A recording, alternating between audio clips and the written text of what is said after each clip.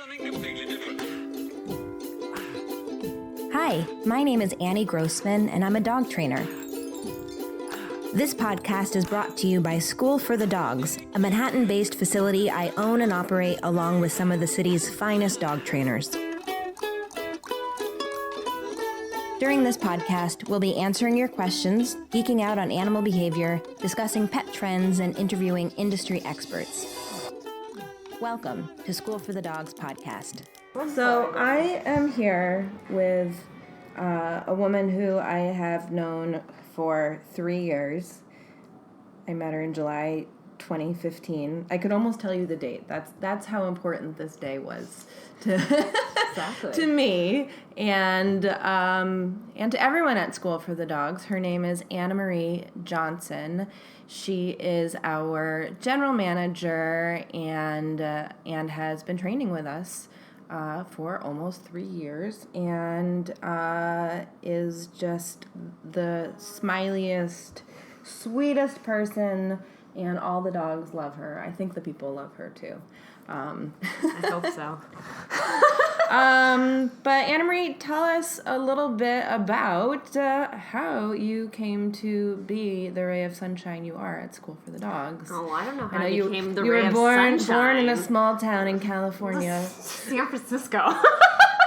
Not so much small. I picture you raised in the woods by like fairies and bunnies. No. I was raised in Daly City, but basically grew up in San Francisco, and there were no fairies and bunnies in my backyard. The fact that we got a squirrel that came to my house in like high school was like the biggest moment of my mom's life. It's a running joke actually that a friend was at my house and my mom just started screaming for everyone in the whole house to come look out the back window because the squirrel had arrived in the back. Yeah, I know. The squirrel had arrived? Well, we didn't get squirrels in Daly Oh, City. what color squirrel was it? Do you remember? Brown squirrel. Brown? Well, it wasn't. Have you seen black squirrels? Yeah. Is that like a New York thing, the black squirrel? We didn't have black squirrels in California.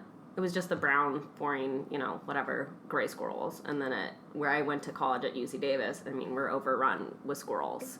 That was actually a funny thing. Like one day on campus, all of a sudden, some of the squirrels were spray painted. And it was actually a big issue because Davis has like a really big animal department and everything like that. They had actually taken and they were spray painting squirrels because they were giving... Who's they? Like one of the departments, one of like the animal research departments, because they wanted to test a prophylactic on the squirrels. So they were giving some of the male squirrels drugs to make them not reproduce because the squirrel population was crazy. So they wanted to have like a non-invasive way. So what color were they spray painting them? They were like green and orange. So like and then there was all these poor undergrads on campus that were like sitting on the corners and they were like recording because they wanted to see preemptively if this like the whatever drug they were giving them was affecting their like natural behavior, so to speak, rather than just reproductive behavior. So all these students were just sitting on these corners and they were like had their little notebooks recording animal behavior of the squirrels. I did not do this. I've had an idea that I've never done, but if somebody's listening to this and would like to do it, I get in touch because I think it would be an interesting experiment to spray paint rats in the subway. For what purpose? So you could train them to do stuff. Trick training for subway rats. Oh, that's disgusting. Is it? I don't know. There people all over the world are training rats. Most of them just are in cages, but why can't... the rats are already pretty well trained to to find pizza. You would have to determine that the rats were staying in the same subway line or same... I guess you would have... So the first step would be spray painting one and then following it. Yes, the first step would be spray painting one. Or microchipping it. Yeah, microchipping would be hard though because you would have to actively catch the squirrel and then the rat. It. Well, yeah, the rat, squirrel, the rat. You would have to actively grab the rat and then.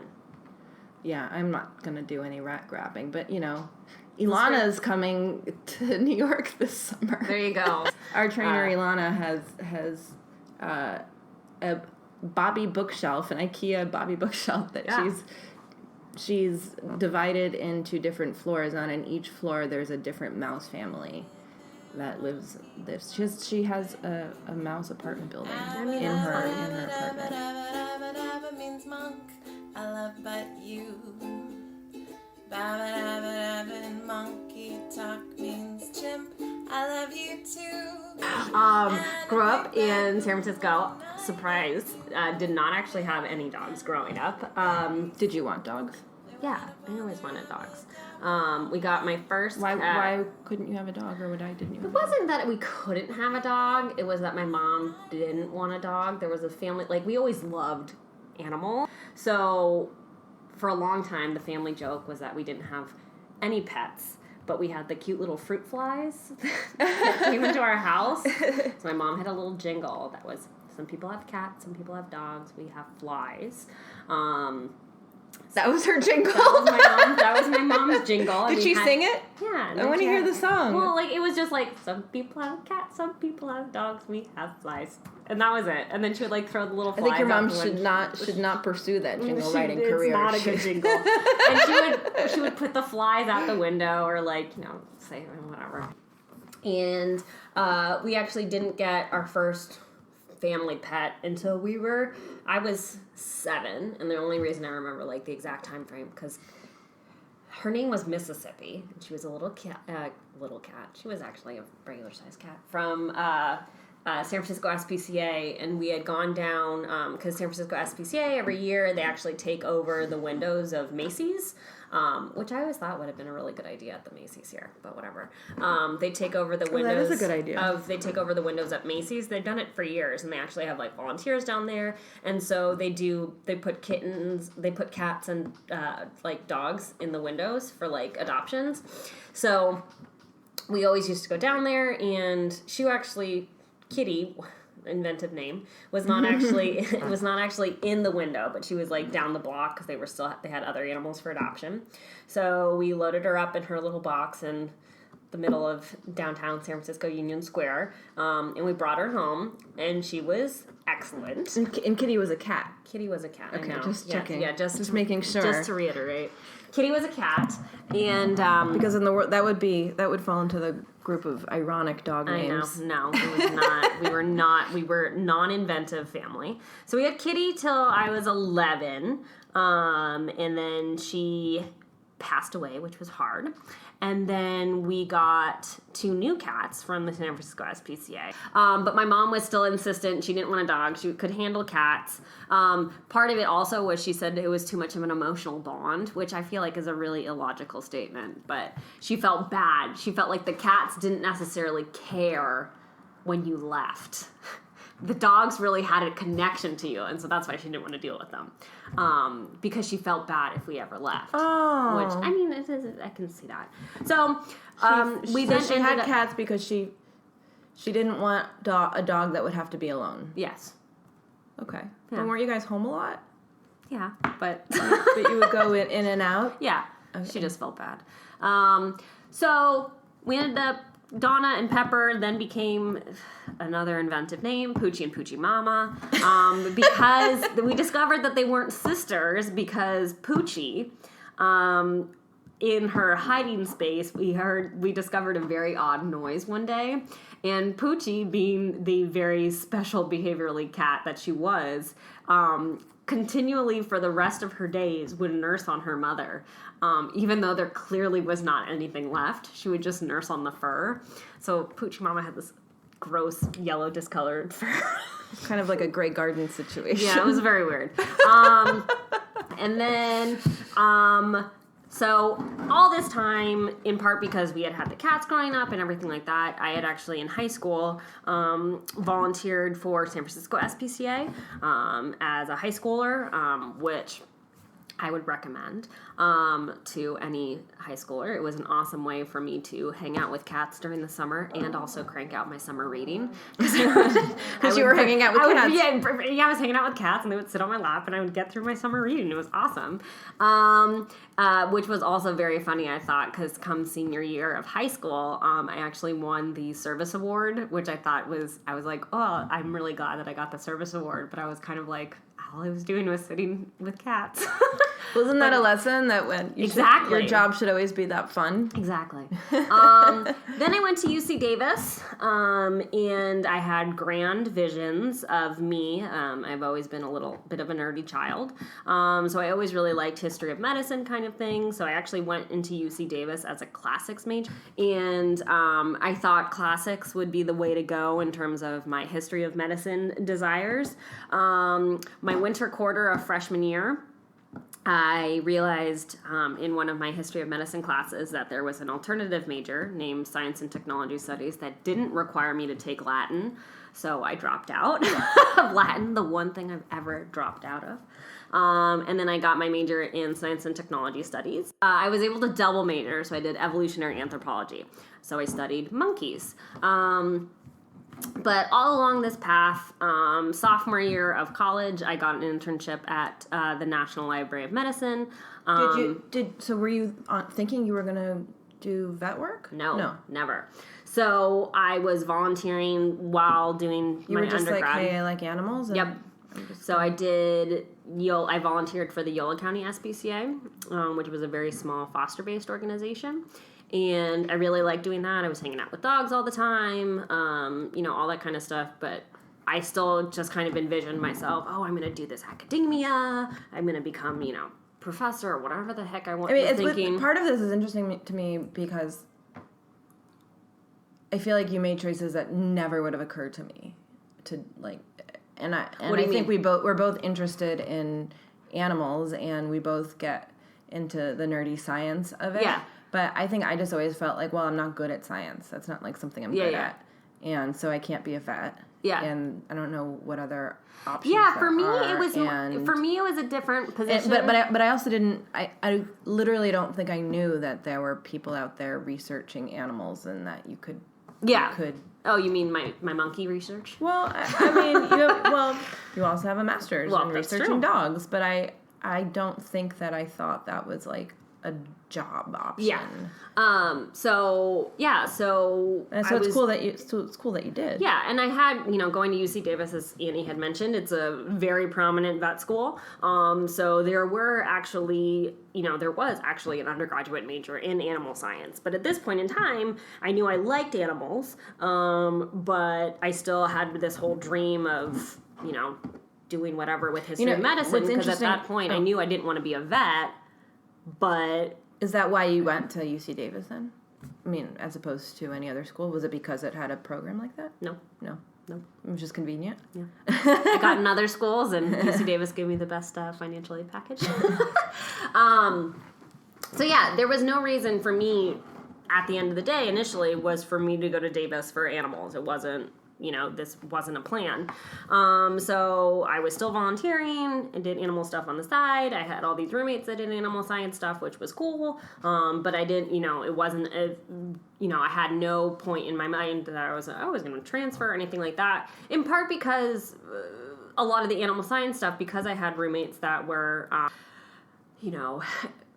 Davis, being a vet school, also has a very large agriculture program. So it was like, we're going to go to the, UC Davis run slaughterhouse and like all that kind of stuff, because it was a very ag-driven school. Right. I think it's easy to forget this, but up until very recently, if you were a vet, you were working with farm animals. Yeah, exactly. Yeah. You're working with horses, farm animals. Now, there's still vets where that's the only thing they do is treat cows. One of my old roommates, she got her PhD studying canine genetics, but she just announced the other day that she is officially going to study equine. So that is going to be her forte. Actually, both of my roommates that were animal science majors, neither of them are doing companion animal science, which is interesting. Yeah. So that was kind of how I viewed animal science at UC Davis. I was like, I don't want to go to a slaughterhouse to study classes or whatever. So ended up in D.C. for a summer. I was working at the National Library of Medicine. I was studying really, really old books, which was very cool. But I actually had this grand epiphany. My brother came to visit, and I'm telling him my future goals. I'm going, I'm going to live in this house, and I'm going to have acreage. I'm going to have all the horsies and piggies and and animals and all this kind of stuff. And my brother just, like, not meaning to say anything, was just like, how are you going to do this when you have a PhD? And I was like, oh, crap. Yeah, because I'm actually going to have to work. I'm not going to be able to just play with animals all the time, because that was ultimately kind of, you know, what my grand thought was. So, kind of had a panic attack in the middle of D.C. Wait, why can't those two dreams be coexistent again? Well, like, for me, it was like, I really envisioned myself as, like, just permanently in that position of, like, animals all around me, right? But then I was like, oh, my whole plan in that sense was like, oh, I'm going to be an academic or professor. And, you know, that is can be a rigorous job. So at that point, I was like, oh, it was just kind of a realization, because... Like, I want to hang out with animals rather than studying them. Yeah, exactly. Yeah, because that was another thing that I also saw from, like, my friends that were animal science majors was more of a kind of analytical approach. And, you know, both of us like science and all that kind of stuff, but it was almost like the animal becoming subject of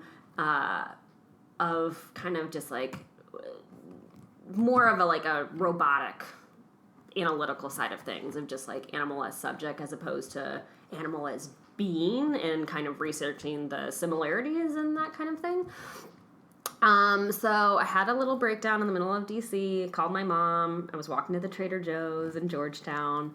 I'm crying on the phone in the middle of middle of D.C., and I'm saying, I don't want to do this. I don't want to get my PhD. You're like, I don't want to go to fancy school. I just know, want exactly. to hang out I with don't want the puppies and the ponies. Exactly. And the piggies. My mom did ask me. She said, "Are you going to drop out?" And then I was like, "No, I'm not going to drop out." But this was when you were an undergrad. Yeah. Oh. And my mom just, "Are you dropping out?" And I said, "No, I'm not going to drop out." So I ended up reconfiguring my life a little bit. I emailed the rescue organization that I was working with at the time, and I said, hey, does anyone need any employment? And conveniently, they were looking for a volunteer coordinator. So that started the next 5 years into graduation and post-graduation of me living in Davis, and I worked for an animal rescue organization. Like I said, very small, not many employees. I kind of did different things. Title was volunteer coordinator and outreach, but like I said, I did lots of different things. And as I was kind of, fleshing things out, I realized I still liked the scientific kind of behavior thing. I read, I always would read books about, animal behavior and kind of that psychological aspect of it, humans and dogs, and that I started getting more interested in behavior. So I did an apprenticeship with a trainer back in California in Davis.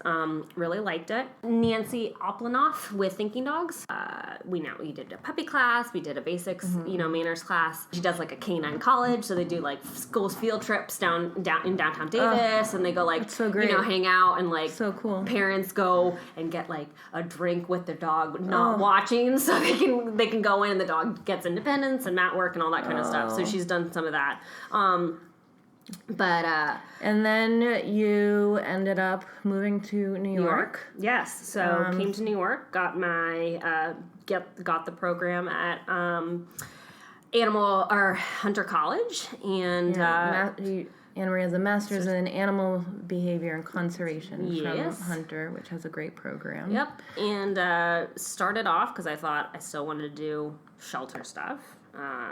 I worked for a couple months, nearly a year, at the animal care centers of New York City, and then I said, "Oh shoot, my master's degree is really great, and it's going to be really great." But if you look at kind of dog training opportunities, a lot of it they ask for some level of certification, and this is one thing that we've discussed on our blogs and written about and everything like that. But certification in the dog training world is a very hazy thing. But there's some standardized organizations. One is the Certification Council for Professional Dog Trainers. One is Care and Prior Academy, which Annie went through. So I was like, oh, okay. So you need to get apprenticeship hours to get a certification, which is a nice thing to have, I guess, also in lieu of a master's degree. So then I reached out to School for Dogs. And here we are 3 years later. Those memories of when it was just, Annie and Kate and me and just the one-room studio on 2nd Street. And now we're huge. I think you were our second employee. Yeah. And that was 3 years ago. And tell us, what have you been doing in the last 3 years? What have I been doing in With the School last for the 3 Dog? years? Well, and it's been a range of things. Early 2015 was when Annie and I were first getting our feet wet with the day training program, or the day school program. Yeah, day training. We started that. We started that right around when you started, I guess. Yeah, it was right? like October. Yeah, so we did, at that point, God, it was only like 1 day a week. It was like 1 day a week day school, which now is 5 days a week with 2 afternoon sessions. Yeah, it's gotten crazy. Day school did we know. Yeah, day school for the uninitiated is our drop-off program now that we do.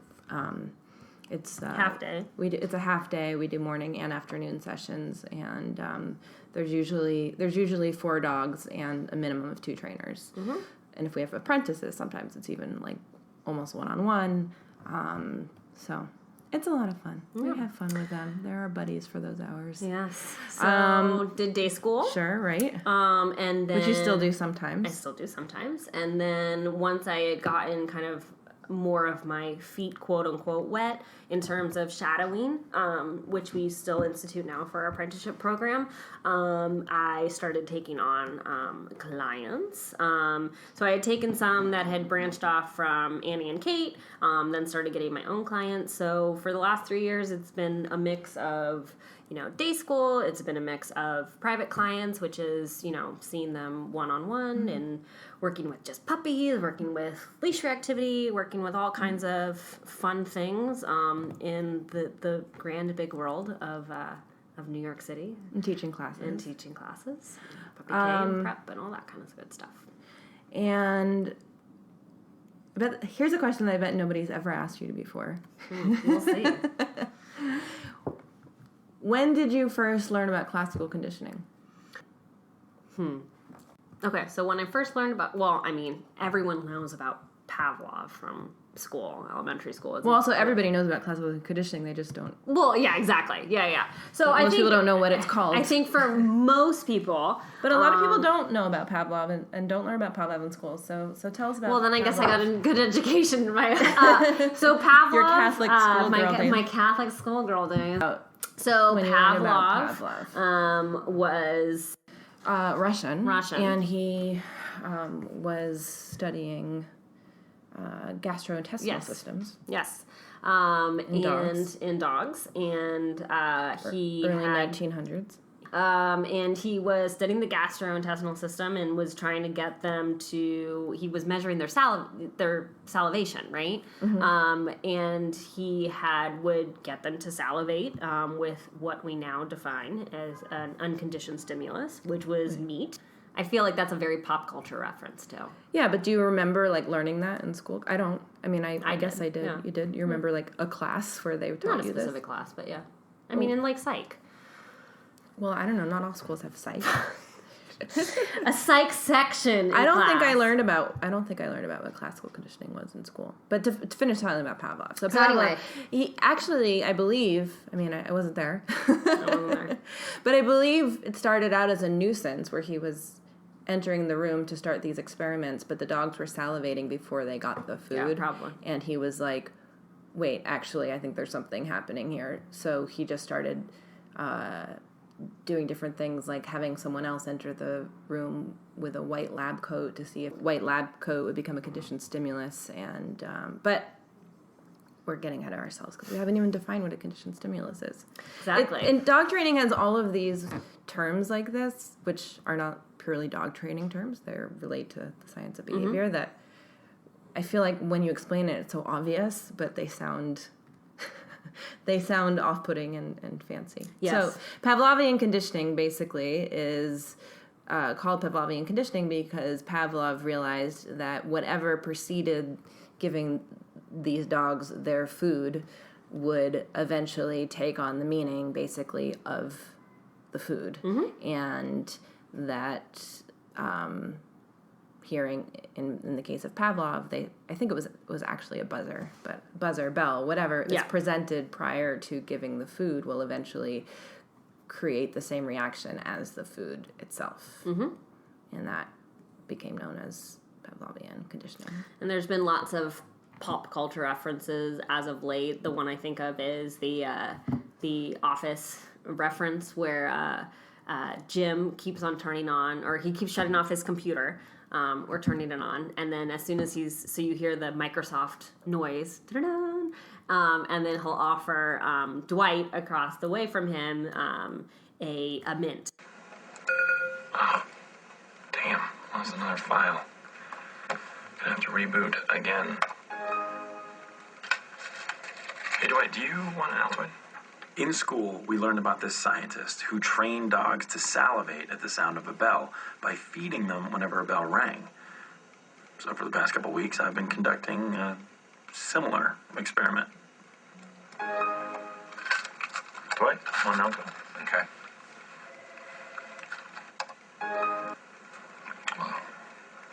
My mouth tastes so bad all of a sudden.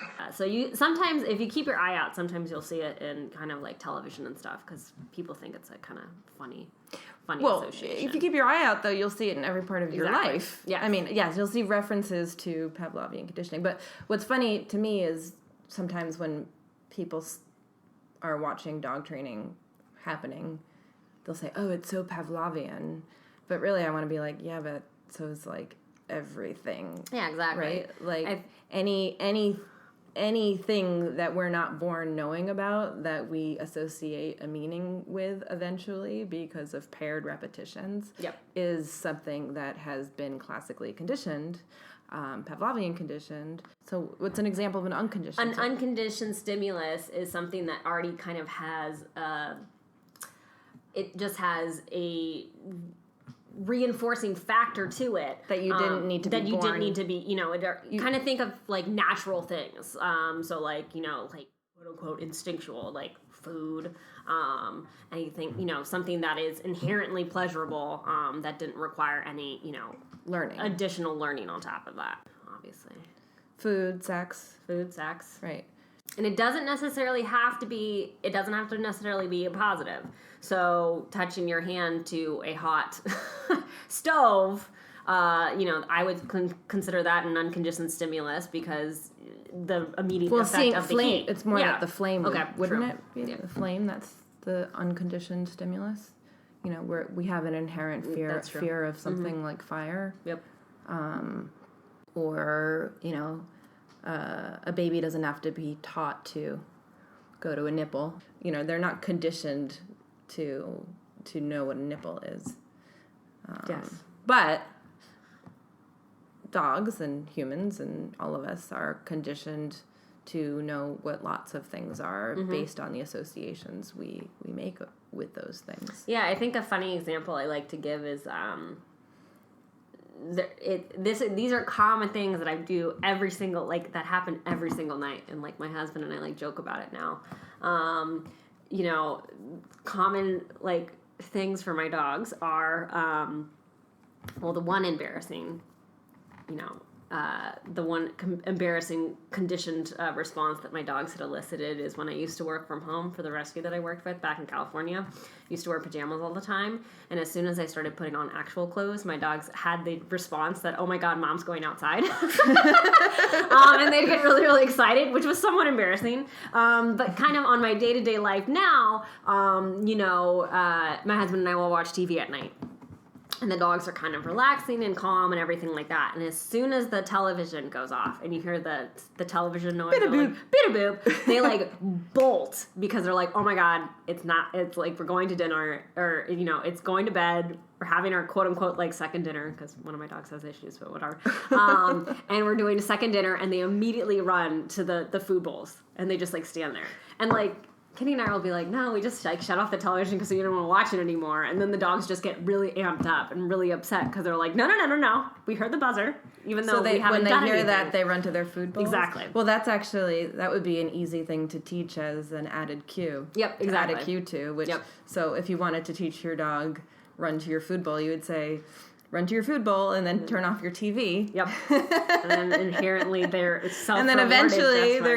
And then eventually run to your food bowl will become the conditioned stimulus. Exactly. Which is really just what language is. Mm-hmm. Right? Like, it's so interesting when I think about learning languages in that way. You know? Yeah, and that's it's how really all you're doing is teaching your dog a language by saying, like, that thing that you're doing now, we used to call it boop, but now we're going to call it run to your food bowl. Yeah, exactly. It's like I tell clients when I'm saying, like, don't start labeling, like, don't start giving a cue to something if your dog doesn't know it. I like to define it as, like, we're just, like, labeling it for the dog. Like, you've already done this in an existence. My hand signal up or me standing here has already been, your response to sit. And now we're just going to label this whole sequence of behavior of you sitting with this random arbitrary word. Right. Because they don't really know what it means. Like, if I was trying to teach you how to say, go to the bathroom in French, I could say, Anamarie, go to the bathroom in French over and over and over. But if you don't know what that means, I mean, eventually you might go to the bathroom and then I could, like, throw a party. But it's like, it's more efficient if I was already going to the bathroom and then you to label it. Right. Oh, that's what it is. And otherwise, what I've really trained is, like, I've trained in frustration with you, and the eventual going to the bathroom is just part of, like, a larger thing that has now been paired with, like, me saying go to the bathroom a million times. And who wants to tell anyone to go to the bathroom a million times? It's funny. Speaking of going to the bathroom, everything's funny related to going to the bathroom. Exactly. For Amos, when I rinse my mouth out with mouthwash, he like perks up. He's like, okay, we must be going out. Yeah. Well, and my dad toothbrushing too, like toothbrushing at night. That's like, another, that they immediately like run to the back door. Or my dad used to say that our dog had a concept of money because every time he would rip a check out of the checkbook, she would run to the door because it meant that they were going to the bank, and he would bring her to the bank. So classical conditioning is one of my favorite topics of all time. One, which doesn't relate to dog training, is that it's all of advertising, basically. Yeah. And it relates very much to how we relate to each other and the way that we present ourselves and choices that we make. So I think all of that's fascinating. But the other thing is that if you can focus on classical conditioning in dog training before you start focusing on operant conditioning, which is the other kind of learning that we're dealing with dogs, I think in most cases, if an owner, whether it has a dog who is just starting out training or is a puppy or a dog who has issues, if all they think about is the classical conditioning, almost always you're setting up your dog for success, and you're also keeping bad things from happening as far as fear goes, because I think most of the time the behaviors we don't like in dogs stem from fear.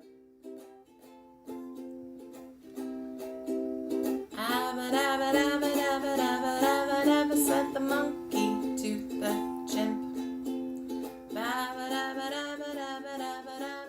Said the chimpy to the monk. All night long. I personally, as we were discussing ourselves being classical conditioned, after years of doing skateboard reactivity work, I have such a natural, almost classical conditioned response, and I feel like a lot of people... It is classically conditioned. In terms of when I hear skateboard, I don't even have to be working a dog, and my immediate response is to go find it, which is one of the behaviors that will teach dogs in order to, move their head away and go hunting for food. We have a lot of dogs who are so scared of skateboards that there doesn't even have to be a person on a skateboard. Just the very sight of a skateboard is scary. One of my foster dogs back in California, we literally put a skateboard out, and we didn't expect there to be response, and he literally peed on the floor. We were in the house. Yeah, he was just scared by the sight of it. Mm-hmm. And then there, or I was gonna say we should talk about Rudy. Oh, really? But a lot of dogs. Rudy's the king of classic conditioned fears. Many dogs have fear of skateboards, and like you're saying, I've met owners, and I've felt it myself actually at times. Like you're saying, you felt it, that You explain. So, like, you're so in tune. Like, when I'm working with a skateboard reactive, I just saw a client the other day that was skateboard reactive, and they were like, okay, my dog's heightenedly aware when we go outside. And now I'm heightenedly aware. And so there's all this just, like, even though essentially you're working off your dog's fear, and it becomes this own, like, intense classically conditioned response where you're just like, oh my god, I'm on the look all the time, I need to, where's the skateboard, oh my god, there's a skateboard, oh my god, and then you almost become the same response as your dog does, just in the anticipation of it, even though you don't have an association of it. Your initial association of a skateboard was, oh, it's a person skateboarding, but now that you're stemming off your dog's fear, everyone now has this conditioned response to a skateboard. And these kinds of fears, that jumping that happens like that can happen from one part of the thing to the other. In the same way, it can go from, the sound of the skateboard to the sight of the skateboard. Yep. It can then be like the kid who's on the skateboard that's causing fear. Mm-hmm. Like Rudy. Yep. So generalization. Right. So we have this one dog, Rudy, that both Anamarie and I have worked with. Rudy. Shout out to Rudy. Rudy, he is a very interesting personality. Rudy has a lot of fears. And I think this is one thing that's important to discuss in terms of conditioning and fear responses, is that it doesn't necessarily, a lot of people think, and that's one thing that we always deal with my background in the shelter world, is, people are very in tune of wanting to get a puppy from the get-go in terms of, oh, I'm going to prevent X, Y, and Z behaviors. But one thing that's important to think about with classical conditioning is that you can't always anticipate what the response is going to be and what that fear might lead. So with Rudy, he was actually adopted as a puppy. And they did all the right things, right? He has the best owners. And he has the best owners. I would like to be adopted by them. Yes, exactly. And Rudy was actually adopted as a puppy. And in, kind of my background of experience, they did all the right things that you would say on paper, right? They took the training classes. They did all of that. But for one thing that is aware to think about is Rudy probably just genetically, which is sometimes you can't overcome genetics. Rudy genetically is probably just more of a fear responsive dog.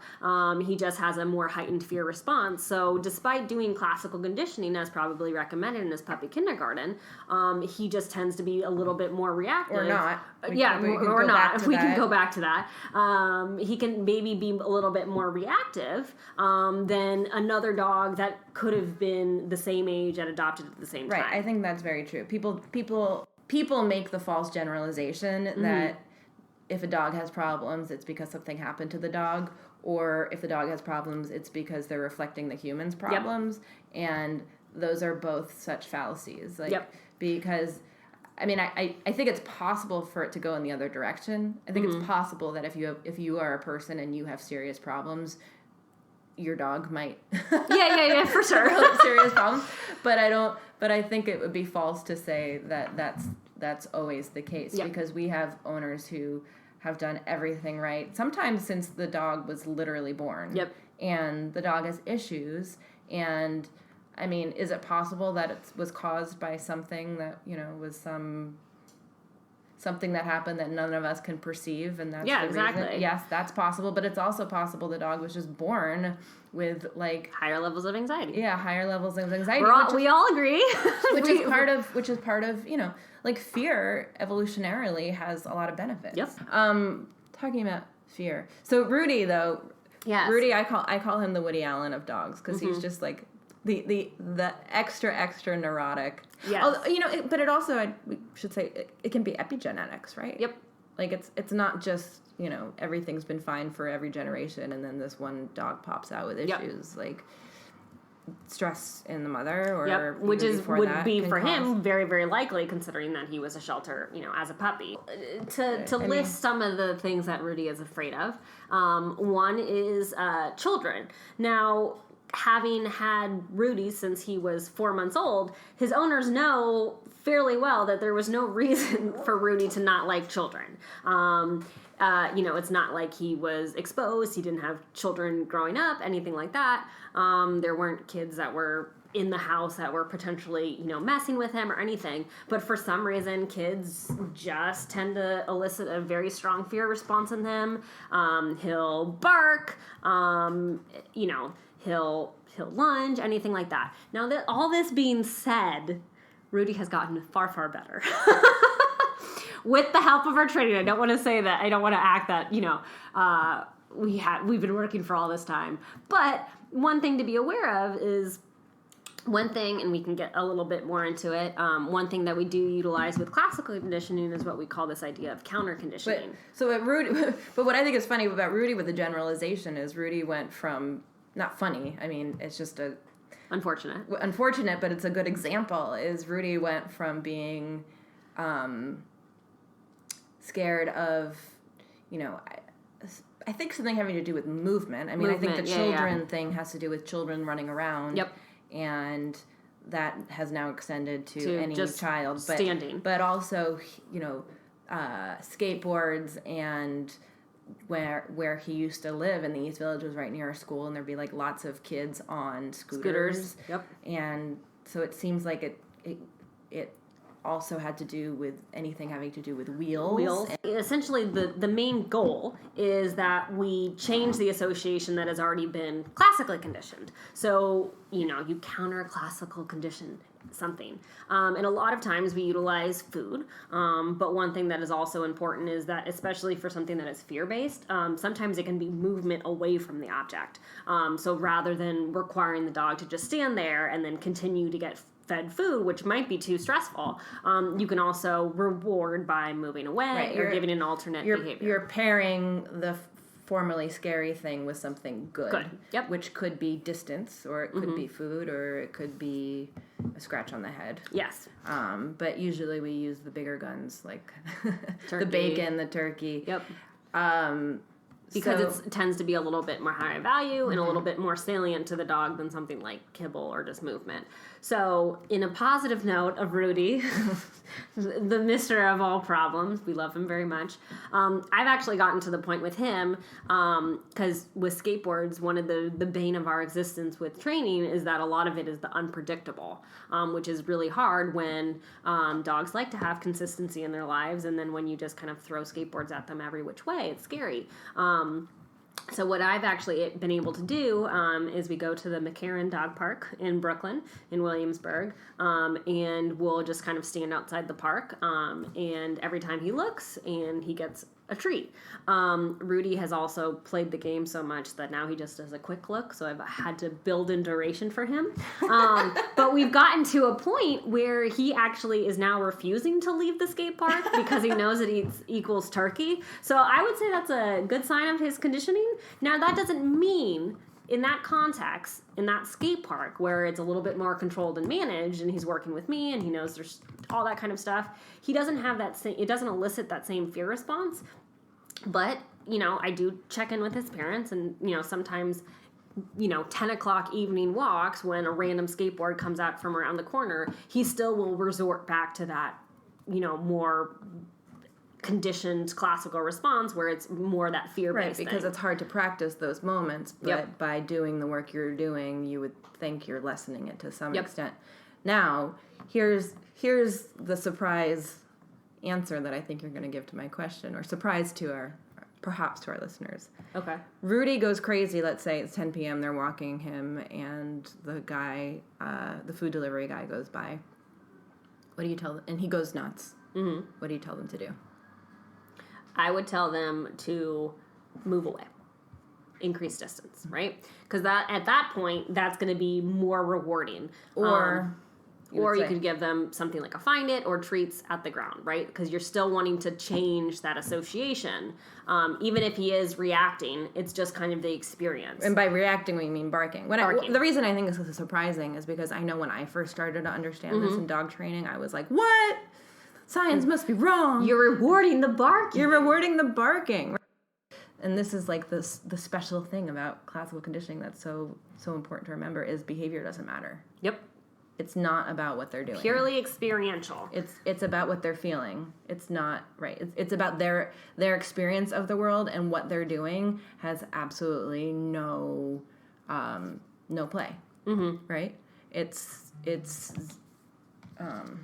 do you explain it to people that way?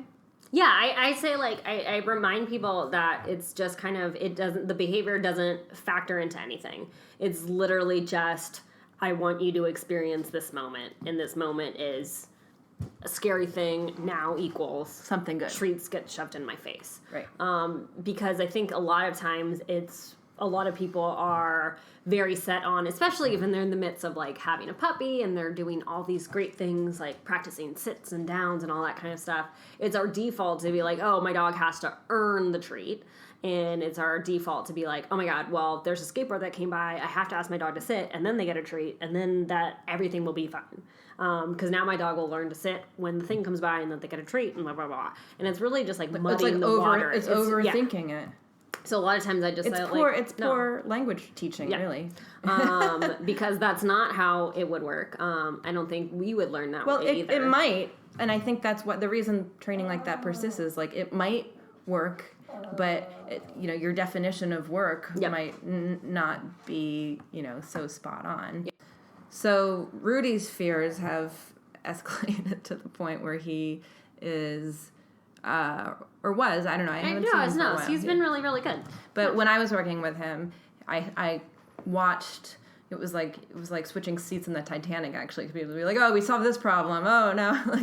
It became like a whack-a-mole situation because we deal with one fear and another would pop up. But invariably, the fear that would pop up would be somehow related. So it seemed as if, and also, dogs are making associations all the time, every day, like every moment of every day. So a lot of the times we're not even tuned into the associations we're making. We can just make guesses. But for him, I watched it go from like anything with wheels, bikes, to delivery men on the bikes, to anyone wearing like a bike-like vest, so even if they weren't on a bike, to basically anyone carrying shopping bags, and anyone who was like Hispanic. Because people joke that their dogs are racist. Like, dogs can seriously be racist, and I think he made the connection that there were a lot of, well, maybe Asian too, but like sort of smaller, like darker skinned men. Those tend to be the populations in New York City that deliver food. Yes. And if it happened to be,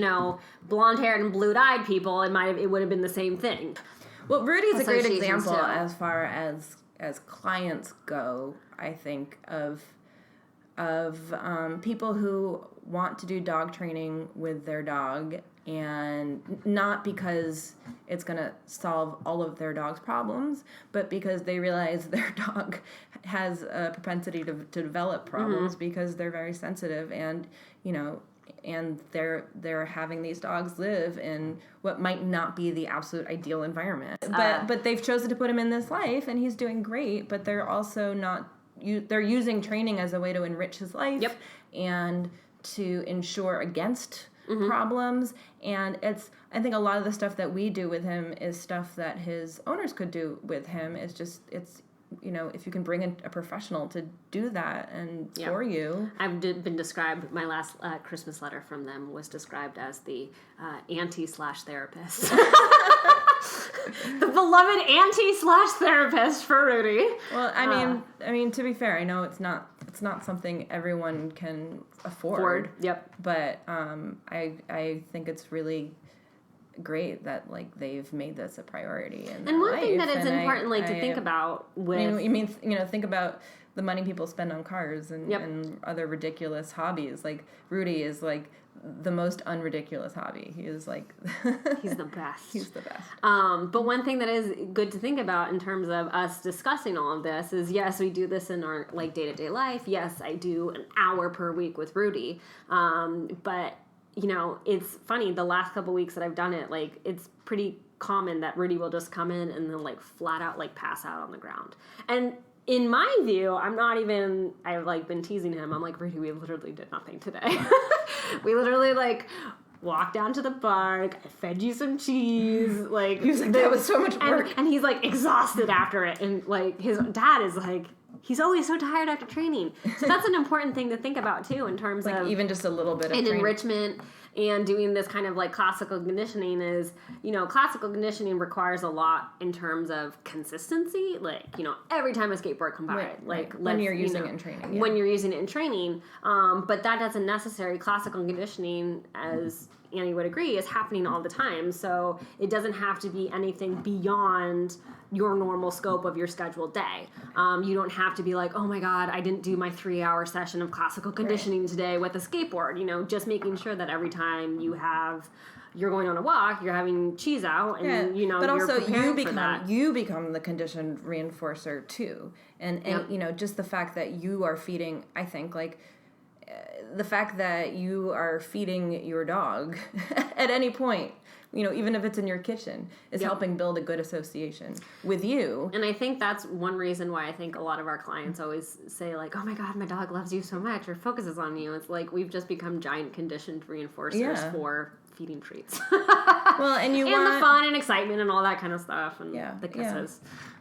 Well, and I think it's also why they enjoy coming to school. Yep. I mean, I think most schools would do a lot better with kids if they made the food a lot better. Yeah. And I think that is and actually... if they made them more enjoyable places to be. Ultimately, that is the hugest... that's the hugest... the hugest compliment that we can get is that the school itself becomes this giant conditioned reinforcer for our clients, to the point where clients get upset that they have to walk down 2nd Street and not go to school, where the dogs just associate this random... It's a random storefront in the East Village, but it has really so much meaning and conditioned response to them that they will plant themselves outside of school. Which is so not how I felt about school. Yeah, which none of us felt about school. But it's a difference between, training with positive reinforcement and conditioning, classical conditioning, rather than coercion. And having to be somewhere because you feel like you have to be there. It's a legal requirement. Yeah, because it's a legal requirement to be in school. It's a legal requirement. Well, yeah, I think that. I also think that if the dog likes going there, the person is also being classically conditioned to like going there, because the dog, people, they see their dog light up, and they're making an association. This place makes my dog happy. Anamarie is leaving us. I know. She's moving to California. She is going to be doing shelter work there.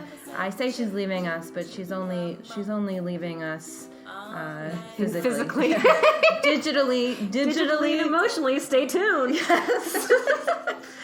But thank you, Anamarie, for all you've done for School for the Dogs, for our clients, for me, and I love you, and thank you for being on this podcast. No problem.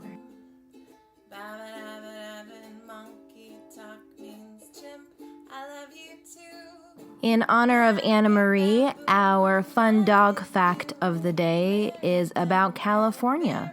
Did you know that the California state dog is actually the shelter dog? They chose the shelter dog to represent the state in order to draw attention to the need to find homes for shelter pets. Isn't that cool?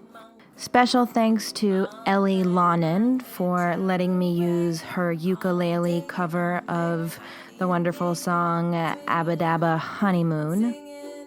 And our woof shout-out of the day goes actually to a human this week, specifically to the human who was one half of the team that created Anamarie, her mother, Ann Urrutia of Daly City, California. I know earlier in the episode I criticized her jingle writing talents, but upon consideration, I think she might have a future in jingle writing. That is, if she wants to pair up with me and my husband Jason. Here is our reimagining of her jingle.